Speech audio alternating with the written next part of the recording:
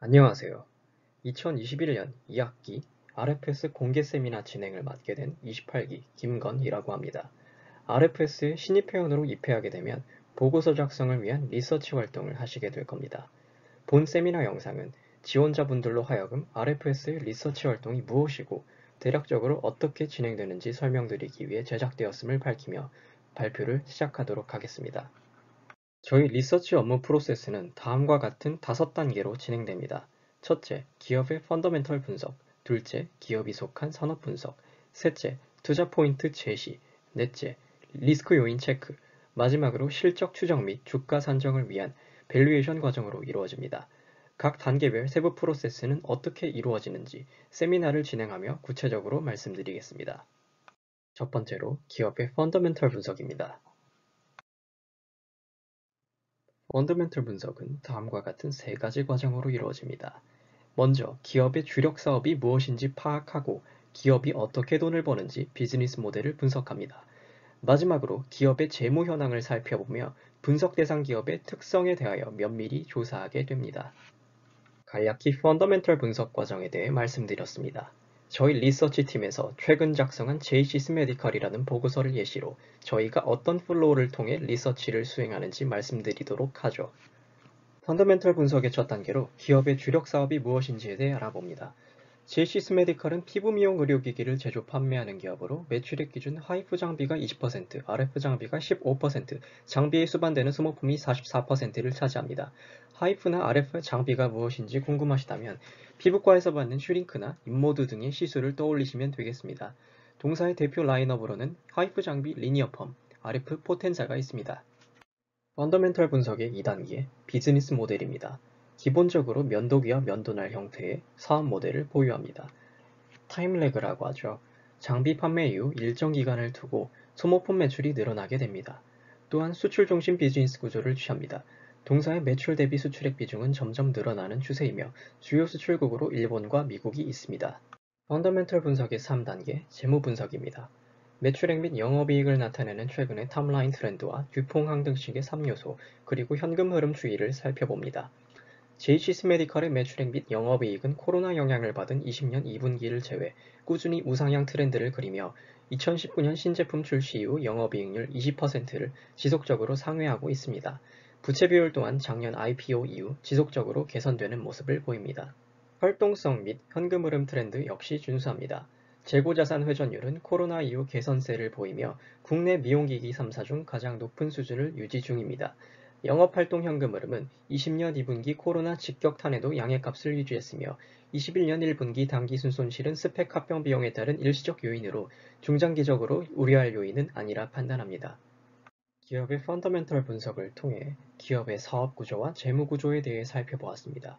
다음은 산업 분석입니다. 산업 분석 역시 다음 세 단계 과정을 거쳐 수행됩니다. 우선 산업의 특성을 파악합니다. 이 산업이 매크로 변수에 민감한지 둔감한지 또는 이 산업의 소비자는 어떤 소비 패턴을 갖고 있는지 등에 대해 살펴봅니다. 둘째로 산업의 트렌드를 파악합니다. 현재 그리고 가까운 미래 산업을 움직이는 핵심 요소가 무엇인지 조사합니다. 마지막으로 앞서 파악한 산업의 특성과 트렌드를 바탕으로 업황을 진단하고 전망합니다. 수급 요인, 매크로 변수 등 관련 지표를 종합적으로 조감하여 향후 업황이 좋을지 나쁠지 판단하는 과정입니다. 제이시스 메디컬은 피부 미용 의료기기 산업에 속해 있습니다. 피부 미용 의료기기 산업은 일반적 의료기기 산업과는 조금 다른 특성을 가집니다. 경기에 민감하며 기술적 진입 장벽이 상대적으로 높지 않죠. 또한 B2B와 B2C 중간점에 위치해 있는 특이한 산업 특성을 지닙니다. 제품 구매자와 최종 소비자가 다르기 때문입니다. 최종 소비자인 환자의 피부 특성에 따라 맞는 장비가 다르다는 점에서 경쟁사 제품이 완전한 대체제라 보기도 힘듭니다. 실제로 피부과에 가면 여러 시술을 복합적으로 받는 경우가 많죠. 결론적으로 지속적인 신제품 출시, 기술적 혜자 등 제품 경쟁력과 함께 수요자인 의사 및 환자에게 제품의 필요성을 역설하는 영업 능력이 중요한 산업이라 볼 수 있겠습니다. 둘째로 피부 미용 의료기기 산업 트렌드를 알아봅니다. 피부 미용 의료기기 산업은 글로벌 기업인 Merck, Solta Medical, 인모드 등이 주도하는 시장으로 국내 기업은 가격 경쟁력을 바탕으로 해외 시장 침투 중에 있습니다. 최근 피부 건강에 대한 관심 증대, SNS의 부상 등으로 인해 피부 미용 기업의 마케팅 역량은 점점 더 중요해지고 있습니다. 이를 반증하듯 글로벌 기업들은 주요 거점에 자회사를 설립하고 지속적인 영업 전담 부서를 확장하는 등 직접 판매 영업망 확대에 심혈을 기울이고 있습니다. 과거, 구매자인 의사들에 대한 영업만이 중요했다면 현재는 최종 소비자인 환자의 목소리도 점점 커지고 있다는 점에서 이들에 대한 영업 및 마케팅 역량을 함양하는 것이 필수 요소가 되었다 할 수 있죠. 영업 및 마케팅 역량은 지속적으로 중요해지고 있습니다. 앞서 파악한 피부 미용 산업의 특성과 트렌드를 바탕으로 업황을 진단하고 전망할 수 있습니다. 산업 특성에서 보았듯 피부 미용 의료기기 산업은 비교적 경기에 민감한 산업입니다. 따라서 관련 경기 지표, 특히 소비 지표를 통해 피부 미용 의료 산업에 대한 소비 심리를 진단합니다.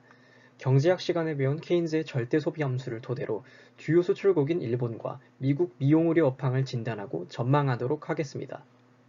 일본은 구조적 성장이 기대되는 시장으로 점진적 업황 회복이 나타나고 있습니다. 현재 소비를 나타내는 소비활동지수, 미래 소비 심리를 나타내는 소비자 신뢰지수 모두 코로나 이전 수준에 가까워지고 있는 추세입니다. 미국은 2004년 최초 RF 장비 서마즈가 FDA 승인을 받고 상용화된 미용 의료기기 선진 시장입니다. 점유율 기준으로도 세계 1위 규모의 시장이기 때문에 미국의 업황이 글로벌 업황을 대표한다 해도 과언이 아닙니다. 백신 접종률 증가 및 긍정적 소비 지표는 경기 민감 업종인 피부 미용기기 산업에 우호적 여건을 제공합니다. 경기 반등과 함께 미용 의료에 더 많은 소비 지출이 예상됩니다.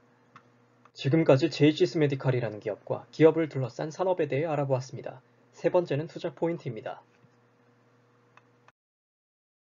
투자 포인트 작성 과정은 아래 3단계로 이루어집니다. 기업의 특성을 정리하여 투자 포인트를 추출하고 투자 포인트를 뒷받침하는 논리를 전개하는 식으로 구성됩니다.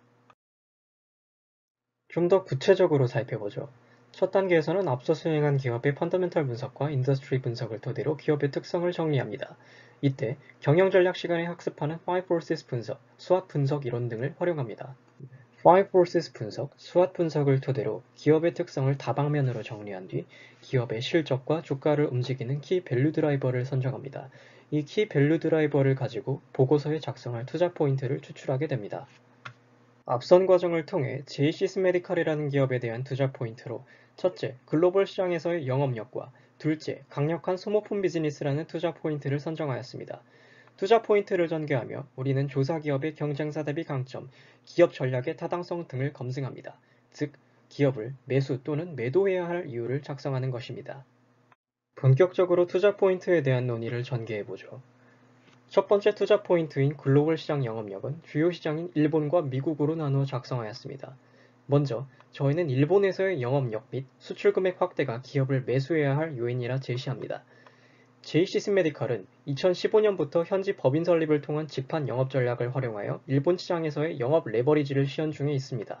또한 국내 경쟁사와 달리 다각화된 제품 레퍼런스를 확보, 다양한 미용 및 치료 수요에 대응 가능합니다.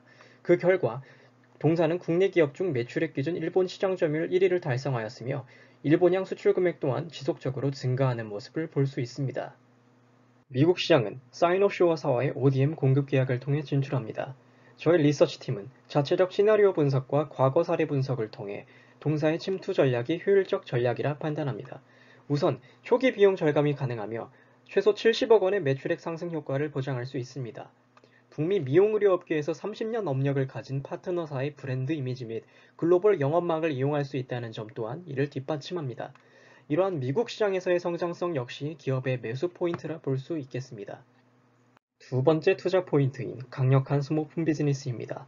저희 팀은 제이시스 메디칼의 면도기 면도날 비즈니스 구조가 지속적 현금 흐름 증대를 낳는다고 판단, 이를 매수 요인으로 제시합니다. 동사의 비즈니스는 장비가 시장 점유율을 늘려갈수록 소모품 매출이 기하급수적으로 늘어나는 구조를 취합니다. 동사 장비 구매 시 타사 소모품으로 대체 불가하다는 점에서 일종의 락인 효과가 발생하는 것입니다. 소모품 매출은 미용 의료 장비 트렌드에 관계없이 지속적으로 발생한다는 것도 강점으로 작용합니다. 실제로 전체 매출액 대비 소모품 비중은 2019년 신제품 출시 이후 타임 레깅을 보이며 공격적으로 증가하는 추이를 보이고 있습니다. 다음으로 리스크 요인입니다. 제이시스 메디칼은 피부 미용기기 기업이라는 특성상 경기 변동 위험, 부작용, 초기 시장 위험, 환율 위험 등에 노출되어 있습니다. 시간 관계상 간단히 이 정도로만 짚어보고 넘어가도록 하겠습니다. 리서치의 마지막 단계, 밸류에이션입니다. 밸류에이션 역시 앞선 스테이지와 마찬가지로 다음과 같은 3단계 과정을 거칩니다. 주가는 실적과 기대감의 함수로 이루어집니다. 따라서 주가를 추정하기 위해선 먼저 미래 기간에 대한 실적 추정이 선행되어야 하죠. 애널리스트의 궁극적 업무라고 볼 수도 있겠습니다. 실적 추정의 가장 중요한 과정은 매출액 추정입니다. RFS 리서치팀에서는 먼저 주요 사업부별 매출액을 분리, 각각의 P와 Q의 논리에 맞는 성장률을 반영하여 추정합니다. 비용의 경우 변동비와 고정비를 분류하여 성격별 추정하고 재무상태표와 현금흐름표와의 연동 항목은 연동 추정합니다. 위의 과정을 거쳐 기업의 손익계산서가 완성됩니다. 역시 보고서 논리를 반영하여 손익계산서, 재무상태표, 현금흐름표를 연동하여 3개의 추정재무제표를 완성하게 되고요. 추정된 재무제표를 이용하여 기대감에 해당하는 주가 배수를 곱합니다. 이때 산업 및 기업 특성에 따라 적절한 밸류에이션 방법론을 선택합니다. 크게 절대가치 평가냐 상대가치 평가냐를 정하고 작게는 퍼냐 PBR이냐를 정하죠. 적절한 밸류에이션 방법을 정했으면 목표 주가를 산정합니다. 절대가치 평가의 경우 적정 할인율과 성장률을 반영하여 구하고 상대가치 평가의 경우 적정 주가 배수를 반영하여 구하게 되죠. 마지막으로 밸류에이션 과정을 간단히 살펴보고 세미나를 마무리하도록 하죠. 밸류에이션은 RFS에서 직접 제작한 금융 모델링을 통하여 진행됩니다. 본 세미나에서는 간략하게 플로우만 살펴보도록 하겠습니다. 매출액은 큰 비중을 차지하는 주요 제품군인 하이프, RF, 소모품으로 나누어 추정하였고 각각의 제품별로 국내, 미국, 일본 시장의 분기별 PQ를 추정하였습니다. 추정 과정에 보고서 투자 포인트를 모두 반영하여 작성하였습니다. 손익계산서, 재무상태표, 현금흐름표 역시 보고서 논리에 맞게 주요 항목들을 연동 추정 완성하였고요. 추정한 22년도 당기순이익과 피어그룹 주가 배수를 활용하여 퍼 멀티플 가치평가 방식을 활용, 목표 주가 9,400원을 산출하였습니다. 지금까지 RFS에 입회하시게 되면 어떤 방식, 어떤 플로우에 따라 리서치 활동을 진행하는지 알아보았습니다. 공개 세미나 특성상 생략한 부분이 많았습니다. 신입부원으로 입회하시게 되면 위와 같은 체계적 과정에 입각하여 리서치 활동을 교육받고 실습하는 시간을 가지게 됩니다. 저희 RFS에 지원하는 데 있어 본 영상이 도움이 되었길 바라며 2021년 2학기 신입회원 모집 공개 세미나를 마치도록 하겠습니다. 시청해주셔서 감사합니다.